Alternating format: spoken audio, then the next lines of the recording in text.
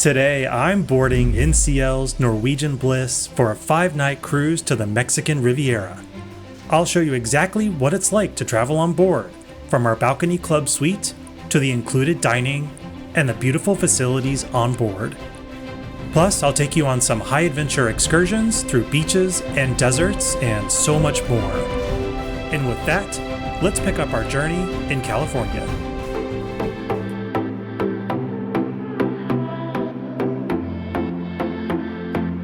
A very good sunny morning to you all from Long Beach, California, where I'm getting ready to jump on the Norwegian Bliss. Very excited, so wasting no more time, let's just get on board.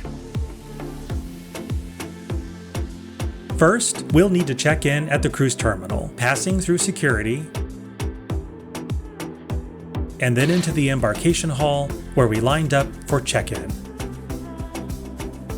After a quick scan of our passports, we gathered our cruise cards. With all that sorted, we were on our way.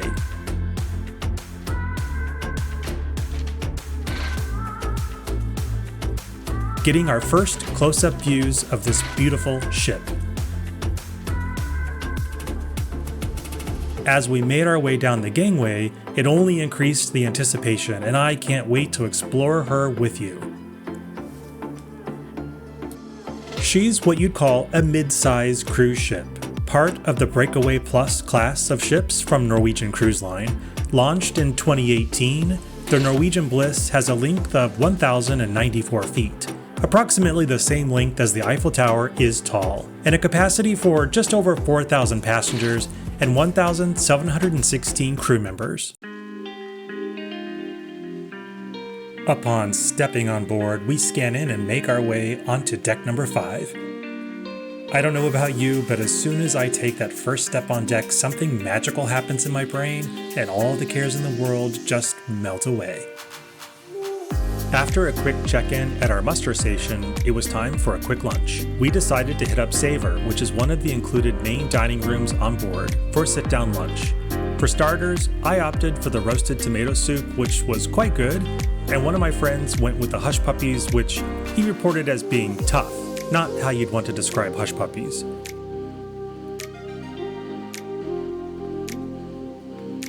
For mains, I went with the pork chop, which was surprisingly dry and tough to chew, but the chimichurri sauce was very tasty. Dessert was a mango tapioca and creme caramel, which was generally good, but nothing really wowed us.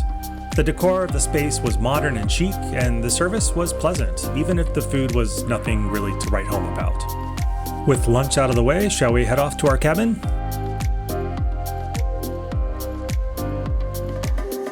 Welcome aboard, but also more importantly, welcome aboard to my good friends, Justin, and not to be too confusing, another Brad. So it's only been a couple of hours. What do we think so far?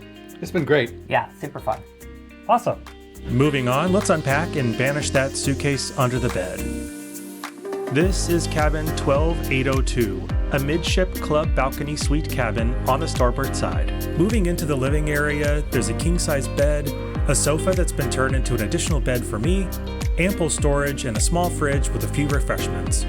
Note that these items are all at an additional cost even if you've purchased the drink package. Also included in this club balcony suite is a larger bathroom complete with double sinks and a larger shower space. Pretty nice overall. This is quite a lot smaller than my last cruise to Norway on the Celebrity Apex, where we got to enjoy the retreat, but I think it'll work for this trip. There's certainly more to see in here, but as we're about to depart, let's enjoy the Selaway celebration.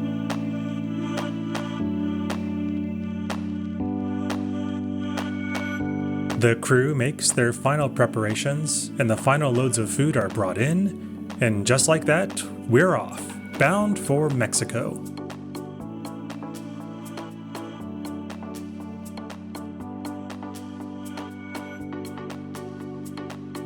Where exactly are we going? We'll be heading south down Mexico's Baja California Peninsula to Cabo San Lucas, then heading back north and stopping at Ensenada before returning to our home port of Los Angeles. It's definitely an adventure and my first time to these ports, and I'm very excited to visit them for the first time with you. To get a better view of the sail away, we headed up to Spice H2O on Deck 17. It's an adults-only area with 2 hot tubs, a full-service bar, plenty of seating, excellent wraparound views, and something they called a water feature. Now that we're on our way and evening is already upon us, it's time to find a good cocktail and get our first glimpses of the various parts of this beautiful ship. We better get changed into something a little bit more dinner appropriate. As a reminder, NCL doesn't have a strict dress code on board, but they may frown upon shorts at dinner in many of the specialty restaurants. And it's time to get the fun started. The best way to do that is pre-dinner drinks. We've decided to start our night off on Deck 8 in Malting's Whiskey Bar. As we've pre-purchased the drink package ahead of time as part of NCL's More at Sea program, drinks up to $15 are included at no additional charge. Feeling the relaxation take us over, we watched the beautiful scenery go by on this beautiful evening. Growing hungry, we head off to our dinner reservations in La Cucina, conveniently located directly across deck. The restaurant has an Italian theme, and like most of the eateries here on Deck 8, it extends out onto the waterfront, which is an open area that wraps around most of this deck. To start things off, I go with the carbonara, and my friends opt for a pear walnut salad and the caprese salad. All 3 dishes were very tasty, though the caprese salad probably could have done with more basil. For our mains, I chose the chicken cacciatore, which was tasty, but the chicken was a bit dry. My friends each went with the bolognese lasagna and the steak with blue cheese ravioli. The lasagna was reported as quite good, and the steak was excellent. Having stuffed ourselves already, we opted to share 1 tiramisu for dessert, and it was excellent.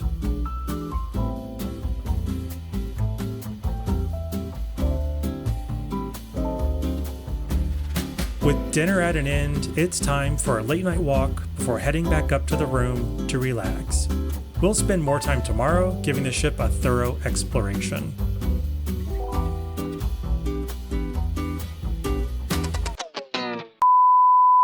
So unfortunately, I have to share a little bad news. My action cam that I was using to film most of yesterday, unfortunately, it decided to swan dive into the ocean late last night. As we were walking to the back of the ship, I accidentally dropped it off the side of the ship.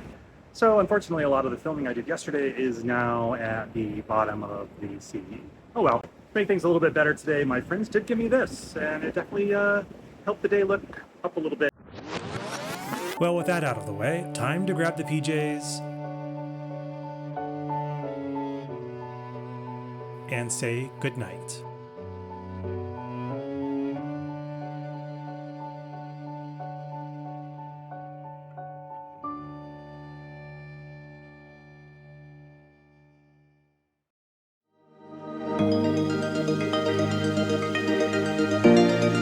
Good morning. I wish I could say I slept well, but it was a rough night with more than usual rocking and shaking. I'm sure a nap will be had later. But let's get the day going. We have lots to explore today. But first, it's time for coffee. With no coffee maker in the cabin, we need to head out to the main lobby on Deck 6. Here we find the main coffee spot on board, Starbucks. Your favorite coffees and limited pastries are available here for order, but are not included in the standard drink package, though you can add an unlimited Starbucks package at an additional cost. Do know, though, that Starbucks gift cards are accepted here on board.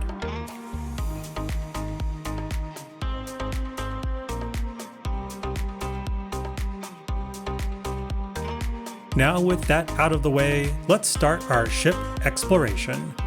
There's a lot to see on a ship like this, so let's just get started down here on deck number 6.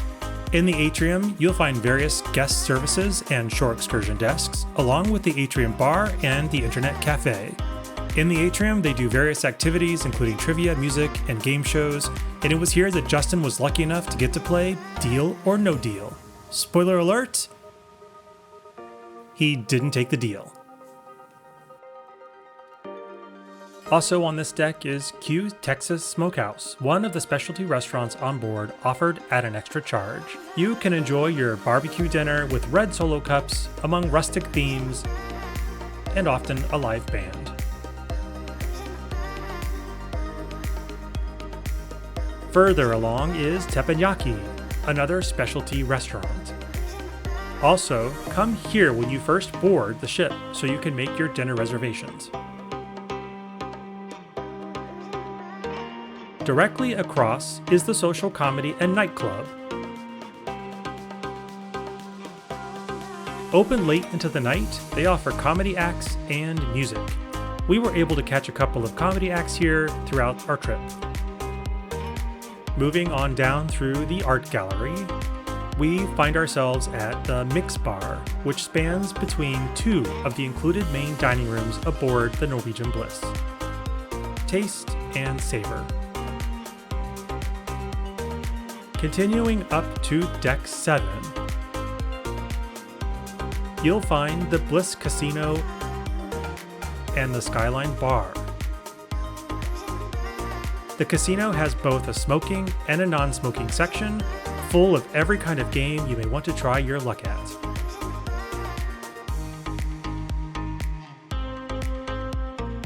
Surrounding the atrium on Deck 7 is The Local, a bar and sit-down restaurant that is included in your cruise fare. You'll find typical pub food here like burgers and fries, all of which was quite good and very convenient. And finally, on Deck 7 is the Bliss Theater. Here they host various shows and entertainment along with bingo and other game shows. I wasn't super impressed by the look and feel of this theater, especially compared with other ships I've recently been on, but I don't know, maybe it's just my own opinion. Heading on up to Deck 8, we come to the District Brew House, which serves craft beers, drinking games, sports on the televisions, and excellent views of the surrounding ocean. Directly across is Food Republic, another specialty restaurant serving tapas-style dishes spanning the globe from Asian to Latin flavors, where you order with your touchscreen menu. Moving down is Cellars, a small but cozy wine bar. We were at the Whiskey Bar last night, but I forgot to add that around the corner is the Humidor, a small spot for cigar smoking. Bring your own, or you can buy one on board. The Cavern Club is next on the list. Here they host the Beatles cover band and late-night karaoke.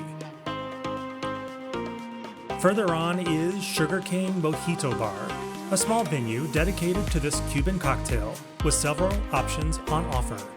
At night, the place was always very busy and lively. Spanning a good portion of Deck 8 is the Tradewinds shopping area, offering tax and duty-free shopping on clothing, jewelry, alcohol, and other various items.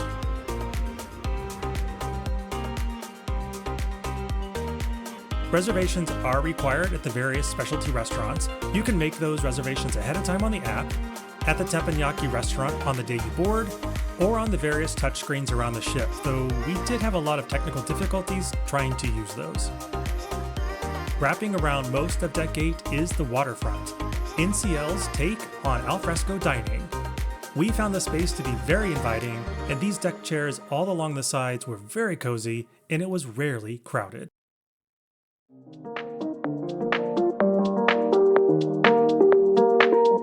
I don't know about you, but that was a lot of playing tour guide, and I think it's time for lunch, so we'll head up to the Garden Cafe on Deck 16. The Garden Cafe is a true cruise-style buffet. Food quality was fairly average,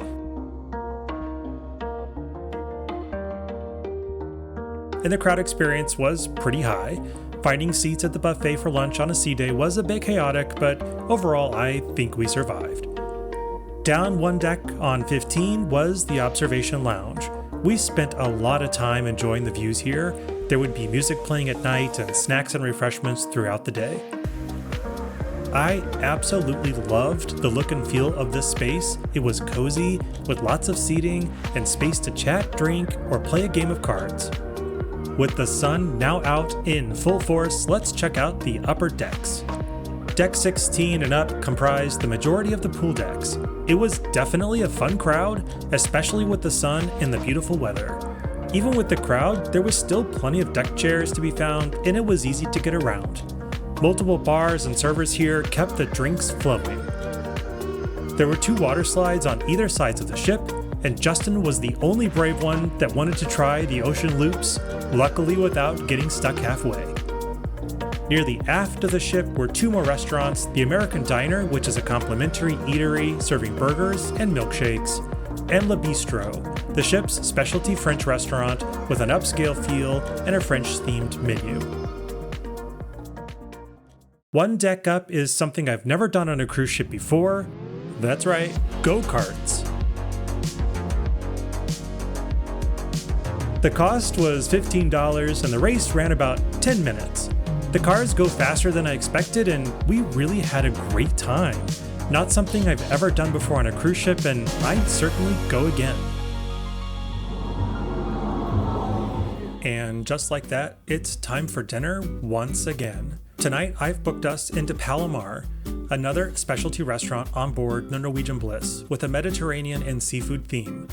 I absolutely loved the decor and the feel of this restaurant. It felt very elegant and very upscale.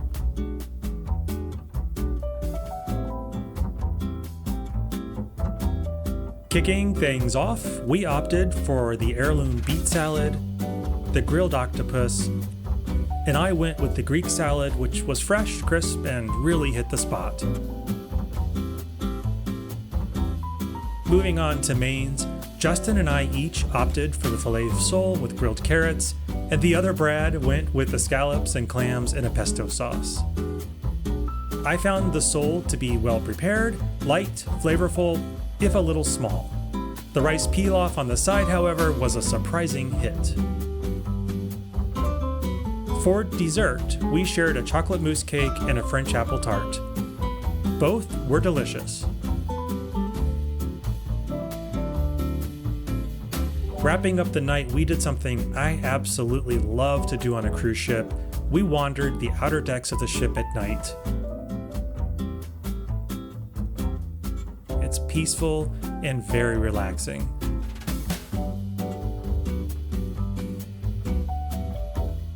Well, we better head off to bed. We've got a busy day tomorrow and something extra fun planned.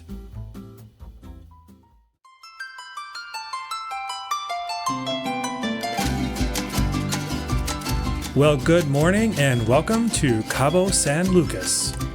Before we can get the day started, we'll grab a quick breakfast and that all-important coffee in one of the main dining rooms. We have a few hours off the ship to do something I'm very excited about today, but to get ashore, we'll have to take a tender. Tender boats are smaller boats, either a lifeboat or a boat provided by another company, to help get passengers ashore when there's no dock suitable for the ship to dock at. Your cruise ship will drop anchor and you'll climb on board these smaller ships for a short ride into port. If you've never taken a tender boat ashore before, they can be a great way to get some unique shots of your cruise ship you'd not get any other way. Once on land, we joined our tour and jumped into a nicely air-conditioned bus. About 40 minutes later, and here we are, e-bikes. Sufficiently kitted up and given our safety briefing, we were on our way zooming through the desert and along the beach. Now that was definitely a lot of fun and a highlight of our trip overall. Back at base camp, we had worked up an appetite and a thirst. Both were quenched with unending margaritas and all-you-can-eat authentic Mexican food. Though if you're a Midwestern white boy like myself, you might want to stay away from the red sauce. And there was even a surprise whale sighting. Wow, you don't see this back at home. With the excursion and the afternoon coming to an end, it was time to get back on board and enjoy sunset over Cabo as we sailed away. And before we knew it, it was time to think about dinner yet again. Tonight, we're headed to the Manhattan Room, one of the included main dining rooms located on Deck 7. The room is spacious and the central area is open to the upper deck where Cagney's Steakhouse is located.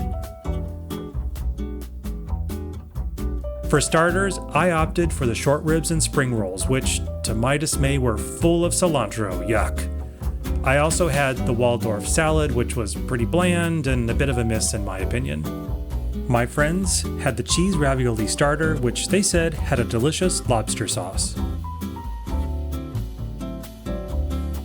For our mains, I went with the chicken Madeira, but the chicken was once again very dry, but the risotto was super good. The other Brad had the herb-crusted chicken that he said was one of the best meals he'd had so far and was very moist. Justin chose the Bang Bang chicken and shrimp, which had great flavors and just the right amount of heat.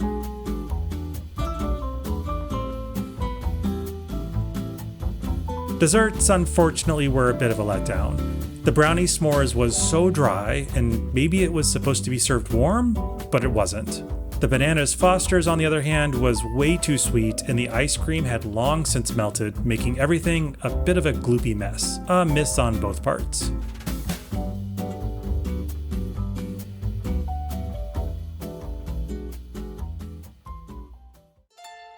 The next morning brings us to Ensenada, a colorful little port town that feels laid back and welcoming. It's one of those ports where you don't need a big excursion to enjoy yourself. Just walking around gives you a glimpse of daily life and a chance to slow things down before the trip comes to an end. Before we conclude the trip though, let's talk about the cost. For the three of us in this club balcony suite, we paid $672 each, not including airfare and excursions.